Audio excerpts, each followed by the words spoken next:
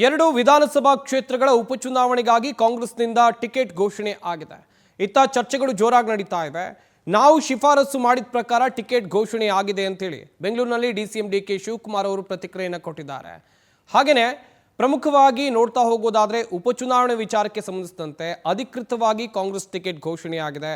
ಸಮರ್ಥ ಶಾಮನೂರಿಗೆ ದಾವಣಗೆರೆ ದಕ್ಷಿಣ ವಿಧಾನಸಭಾ ಕ್ಷೇತ್ರದ ಕಾಂಗ್ರೆಸ್ ಟಿಕೆಟ್ ಲಭಿಸಿದೆ. ಲೆಕ್ಕಾಚಾರಗಳನ್ನು ಜೋರಾಗಿ ಹಾಕೊಂಡಿದೆ. ಯಾವುದೇ ಕಾರಣಕ್ಕೂ ನಾನು ಸ್ಪರ್ಧೆಯಿಂದ ಹಿಂದೆ ಸರಿಯೋದಿಲ್ಲ. ಬಂಡಾಯ ಅಭ್ಯರ್ಥಿಯಾಗಿ ಸಾದಿಕ್ ಪೈಲ್ವಾನ್ ಕಣಕ್ಕಿಳಿದಿದ್ದಾರೆ. ಯಾವುದೇ ಕಾರಣಕ್ಕೂ ನಾನು ಸ್ಪರ್ಧೆಯಿಂದ ಹಿಂದೆ ಸರಿಯೋದಿಲ್ಲ ಅಂತ ಸಾದಿಕ್ ಪೈಲ್ವಾನ್ ಹೇಳ್ತಾ ಇದ್ದಾರೆ. ಒಂದ್ ಕಡೆಯಲ್ಲಿ ಬಂಡಾಯ ಅಭ್ಯರ್ಥಿಯಾಗಿ ಕಣಕ್ಕಿಳಿದಿದ್ದಾರೆ. ಇವರ ಮನವೊಲಿಸುವಂತ ಪ್ರಯತ್ನ ಆಗುತ್ತಾ? 2 ದಿನಗಳ ಹಿಂದೆ ನಾಮಪತ್ರವನ್ನ ಸಾದಿಕ್ ಪೈಲ್ವಾನ್ ಸಲ್ಲಿಸಿದ್ರು, ನಾಮಿನೇಷನ್ ಫೈಲ್ ಮಾಡಿದ್ದಾರೆ. ಆದರೆ ಇತ್ತ ಕಾಂಗ್ರೆಸ್ನಿಂದ ಸಮರ್ಥ ಅವರಿಗೆ ಟಿಕೆಟ್ ಘೋಷಣೆಯಾಗಿದೆ. ಇಲ್ಲಿ ಸಾದಿಕ್ ಹೇಳ್ತಾ ಇರೋದು, ನಾನು ಚುನಾವಣಾ ಕಣದಿಂದ ಹಿಂದೆ ಸರಿಯೋ ಮಾತೇ ಇಲ್ಲ ಅಂತಿದ್ದಾರೆ. ಒಟ್ಟಿನಲ್ಲಿ ಒಂದ್ ಕಡೆಯಲ್ಲಿ ನಾಮಪತ್ರ ಸಲ್ಲಿಕೆ ಆಗಿದೆ, ಇನ್ನೊಂದು ಕಡೆಯಲ್ಲಿ ಇಲ್ಲಿ ಕಾಂಗ್ರೆಸ್ ಪಕ್ಷದಿಂದ ಟಿಕೆಟ್ ಕೂಡ ಘೋಷಣೆಯಾಗಿದೆ. ಮುಸ್ಲಿಂ ಸಮುದಾಯದಿಂದ ಅಥವಾ ಮುಸ್ಲಿಂ ಸಮುದಾಯಕ್ಕೆ ಟಿಕೆಟ್ ಅನ್ನ ಕೊಡಬೇಕು ಎನ್ನುವಂತ ವಿಚಾರ ಇದೆಯಲ್ಲ, ದೊಡ್ಡ ಮಟ್ಟದಲ್ಲಿ ಚರ್ಚೆ ಆಗಿತ್ತು. ಹೈಕಮಾಂಡ್ ನಾಯಕರಲ್ಲೂ ಕೂಡ ಡಿಮ್ಯಾಂಡ್ ಮಾಡುವಂತ ಕೆಲಸವನ್ನ ಮುಸ್ಲಿಂ ಮುಖಂಡರು ಮಾಡಿದ್ರು.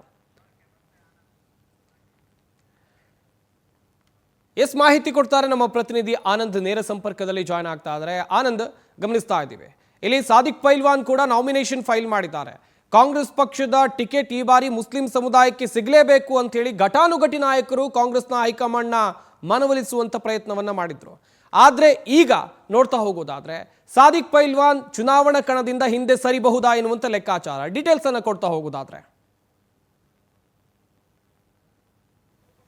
ಸಂಪತ್, ಪ್ರಮುಖವಾಗಿ ದಾವಣಗೆರೆಯಲ್ಲಿ ಶಾಮನೂರು ಶಿವಶಂಕರಪ್ಪರ ಅವರ ನಂತರ ಮುಸಲ್ಮಾನ್ ಅವರಿಗೆ ಟಿಕೆಟ್ ಅನ್ನ ಕೊಡಬೇಕು ಅನ್ನೋ ಒಂದು ಭರವಸೆಯನ್ನ ಶಾಮನೂರು ಅವರೇ ಕೊಟ್ಟಿದ್ರು. ಅದೇ ವಿಚಾರವನ್ನ ಪ್ರಬಲವಾಗಿ ಮಂಡಿಸ್ತಕ್ಕಂಥ ಕೆಲಸವನ್ನ ದಾವಣಗೆರೆ ಅಲ್ಪಸಂಖ್ಯಾತ ಮುಖಂಡರು ಮಾಡಿಕೊಂಡೇ ಬಂದಿದ್ರು. ಅದರಂತೆ ಕೊನೆಗೆ ಮುಸಲ್ಮಾನ್ ಮುಖಂಡರುಗಳಿಗೆ ಸಿಗ್ಲಿಲ್ಲ. ಈಗ ಶಾಮನೂರು ಶಿವಶಂಕರಪ್ಪ ಅವರ ಮೊಮ್ಮಗನಿಗೆ ಟಿಕೆಟ್ ಅನ್ನ ಫೈನಲ್ ಮಾಡಲಾಗಿರ್ತಕ್ಕಂಥದ್ದು. ಮತ್ತೊಂದು ಕಡೆ ಆ ಕಡೆ ತಮ್ಮ ಒಂದು ಸಮುದಾಯಕ್ಕೆ ಮೋಸ ಮಾಡಲಾಗ್ತಾ ಇದೆ, ಕೊಟ್ಟ ಒಂದು ಮಾತನ್ನ ಉಳಿಸ್ಕೊಳ್ತಾ ಇಲ್ಲ ಅಂತ ಆ ಭಾಗದ ಮುಸ್ಲಿಂ ಮುಖಂಡರು ಕೂಡ ರೆಬಲ್ ಆಗಿರ್ತಕ್ಕಂಥದ್ದು. ಈ ಹಿನ್ನೆಲೆಯಲ್ಲಿ ಸಾದಿಕ್ ಪೈಲ್ವಾನ್ ಅನ್ನೋರು ಈಗಾಗಲೇ ನಾಮಪತ್ರವನ್ನು ಕೂಡ ಸಲ್ಲಿಕೆ ಮಾಡಿದ್ದಾರೆ. ಯಾವುದೇ ಕಾರಣಕ್ಕೂ ಕೂಡ ನಾಮಪತ್ರ ವಾಪಸ್ ತೆಗೆದುಕೊಳ್ಳಲ್ಲ ಅನ್ನೊಂದು ಎಚ್ಚರಿಕೆಯನ್ನು ಕೂಡ ಕೊಡ್ತಾ ಇರ್ತಕ್ಕಂಥದ್ದು. ಈ ಮಧ್ಯೆ ಡಿಸಿಎಂ ಡಿಕೆ ಶಿವಕುಮಾರ್ ಅವರು ಕೂಡ ನಾಮಪತ್ರ ವಾಪಸ್ ತೆಗೆದುಕೊಳ್ತಕ್ಕಂಥ ಒಂದು ನಿಟ್ಟಿನಲ್ಲಿ ಡೈರೆಕ್ಷನ್ ಕೊಡ್ತಕ್ಕಂಥ ಒಂದು ಸಾಧ್ಯತೆ ಇದೆ. ನಾಳೆ ಪ್ರಮುಖವಾಗಿ ನಾಮಪತ್ರ ಸಲ್ಲಿಕೆ ಕಾರ್ಯಕ್ರಮದಲ್ಲಿ ಸಿಎಂ ಡಿಸಿಎಂ ಅವರಿಬ್ಬರು ಕೂಡ ಭಾಗಿಯಾಗ್ತಾರೆ. ಆ ಸಂದರ್ಭದಲ್ಲಿ ಸಾದಿಕ್ ಪೈಲ್ವಾನ್ ಜೊತೆ ಮಾತುಕತೆಯನ್ನು ನಡೆಸಿ ಅವರ ಮನವೊಲಿಕೆ ಮಾಡತಕ್ಕಂಥ ಒಂದು ಸಾಧ್ಯತೆಗಳು ಕೂಡ ಇರ್ತಕ್ಕಂಥದ್ದು. ಇಲ್ಲಿ ಪ್ರಮುಖವಾಗಿ ಶಾಮನೂರ್ ಅವರ ನಂತರ ಅಲ್ಪಸಂಖ್ಯಾತರಿಗೆ ಟಿಕೆಟ್ ಕೊಡ್ತೀವಿ ಅನ್ನೋ ಒಂದು ಘೋಷಣೆ ಅವರ ಒಂದು ಕುಟುಂಬದಿಂದಲೇ ಆಗಿತ್ತು.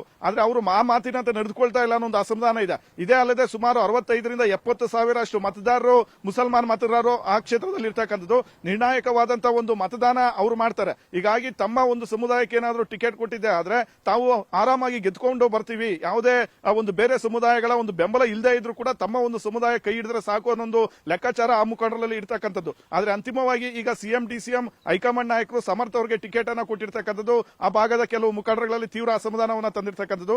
ನಾಳೆ ಸಿಎಂ ಡಿಸಿಎಂ ಇಬ್ಬರು ಕೂಡ ನಾಮಪತ್ರ ಸಲ್ಲಿಕೆ ವೇಳೆ ಹೋಗ್ತಾರೆ. ಆ ಸಂದರ್ಭದಲ್ಲೇ ಆ ಭಾಗದ ಒಂದು ಮುಖಂಡರನ್ನ ಕರೆಸಿ ಅವರ ಒಂದು ಮನವೊಲಿಕೆ ಮಾಡತಕ್ಕಂಥ ಒಂದು ಸಾಧ್ಯತೆ ಇರತಕ್ಕಂಥದ್ದು. ಮತ್ತೊಂದು ಕಡೆ ಬಿಜೆಪಿ ನಾಯಕರು ಹಾಗೆ ಜೆಡಿಎಸ್ ನಾಯಕರು ಅಲ್ಲಿ ಅಲ್ಪಸಂಖ್ಯಾತರನ್ನ ಎತ್ತಿ ಕಟ್ಟತಕ್ಕಂಥ ಒಂದು ಕೆಲಸವನ್ನ ಮಾಡ್ತಾ ಇದ್ರಂತೆ.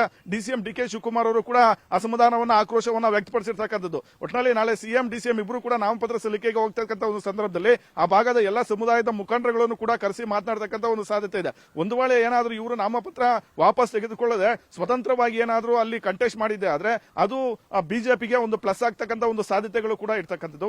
ಆದ್ರೆ ಪ್ರಮುಖವಾಗಿ ಇಲ್ಲಿ ತಮ್ಮ ಒಂದು ದಾವಣಗೆರೆ ದಕ್ಷಿಣ ಕ್ಷೇತ್ರವನ್ನ ಕಾಂಗ್ರೆಸ್ ಭದ್ರಕೋಟೆ ಅಂತಾನೆ ಕರೀಲಾಗ್ತಾ ಇರ್ತಕ್ಕಂಥದ್ದು. ಆ ಒಂದು ಕ್ಷೇತ್ರವನ್ನ ಉಳಿಸ್ಕೊಳ್ಳೋದಕ್ಕೆ ಏನೆಲ್ಲ ಒಂದು ರಣತಂತ್ರವನ್ನ ಮಾಡಬೇಕೋ ಅದೆಲ್ಲನೂ ಕೂಡ ರಾಜ್ಯ ನಾಯಕರು ಮಾಡೋದಕ್ಕೆ ಮುಂದಾಗಿರ್ತಕ್ಕಂಥದ್ದು. ಈಗಾಗಲೇ ಒಂದು ಚುನಾವಣಾ ಉಸ್ತುವಾರಿಗಳನ್ನು ಕೂಡ ನೇಮಕ ಮಾಡೋದಕ್ಕೆ ಇಲ್ಲಿ ಅಧ್ಯಕ್ಷರು ಮುಂದಾಗಿರ್ತಕ್ಕಂಥದ್ದು. ಹಾಗಾಗಿ ಅವರು ಆ ಸ್ಥಳೀಯ ಮಟ್ಟದಲ್ಲಿ ಏನೆಲ್ಲ ಒಂದು ಗೊಂದಲ ಆಗಿದೆ ಅದನ್ನ ಬಗೆಹರಿಸತಕ್ಕಂಥ ಒಂದು ಟಾಸ್ಕ್ ಅನ್ನು ಕೂಡ ಈಗಾಗಲೇ ಕೆಪಿಸಿಸಿಯಿಂದ ಕೊಡಲಾಗಿದೆ. ಒಟ್ಟಿನಲ್ಲಿ ದಾವಣಗೆರೆ ಒಂದು ದಕ್ಷಿಣ ಕ್ಷೇತ್ರದ ಟಿಕೆಟ್ ಪೈಪೋಟಿ ಏನಿತ್ತು ಅದು ಅಂತಿಮವಾಗಿ ಒಂದು ಇತ್ಯರ್ಥಕ್ಕೆ ಬಂದಿರತಕ್ಕಂಥದ್ದು. ಆದ್ರೆ ಕೆಲವರು ಹೀಗೆ ಒಂದು ಪಕ್ಷೇತರರಾಗಿ ಬಂಡಾಯವಾಗಿ ನಾಮಪತ್ರ ಸಲ್ಲಿಕೆ ಮಾಡ್ತಾ ಇರ್ತಕ್ಕಂಥದ್ದು ಕಾಂಗ್ರೆಸ್ನ ಕೆಲವು ನಾಯಕರಿಗೆ ಆತಂಕವನ್ನು ಉಂಟು ಮಾಡಿರ್ತಕ್ಕಂಥದ್ದು. ಕೊನೆಗೆ ಅವರ ಒಂದು ಮನವೊಲಿಕೆ ಮಾಡ್ತಕ್ಕಂಥ ಒಂದು ಪ್ರಯತ್ನಗಳು ಕೂಡ ನಡೀಬಹುದು. ಸಂಪತ್, ಥ್ಯಾಂಕ್ ಯು ಆನಂದ್ ತಮ್ಮೆಲ್ಲ ಡೀಟೇಲ್ಸ್ಗಾಗಿ.